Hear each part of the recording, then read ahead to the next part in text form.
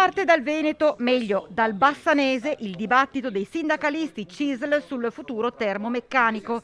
I cambiamenti climatici, le recenti attività collegate alla decarbonizzazione per la salvaguardia del pianeta e gli obiettivi per la diminuzione delle emissioni di CO2 in atmosfera vedono in atto profondi mutamenti anche nei metodi di alimentazione dei prodotti per il riscaldamento e il raffrescamento degli ambienti domestici, industriali e commerciali.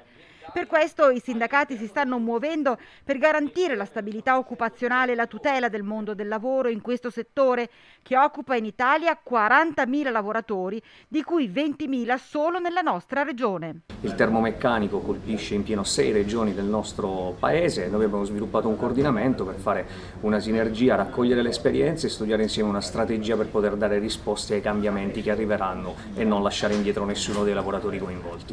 Il nostro ruolo è essere le sentinelle nelle nostre aziende, dove al cambiamento che arriva sappiamo che abbiamo rappresentati quindi i lavoratori a cui dobbiamo dare risposte. Ci sono forti necessità dal punto di vista formativo, forti necessità anche dall'accompagnamento dei lavoratori attraverso ammortizzatori sociali, per cui noi chiediamo un fondo per le transizioni ad hoc. I prodotti cambiano, ci sono delle forme di alimentazione e di energia che andranno a mutare e noi dobbiamo interrogare principalmente le imprese, ma in particolare chi gestisce le forme di alimentazione, quindi la politica, rispetto a quali sono le azioni che verranno messe in atto perché ci sia appunto il mantenimento dell'occupazione e lo sviluppo del settore.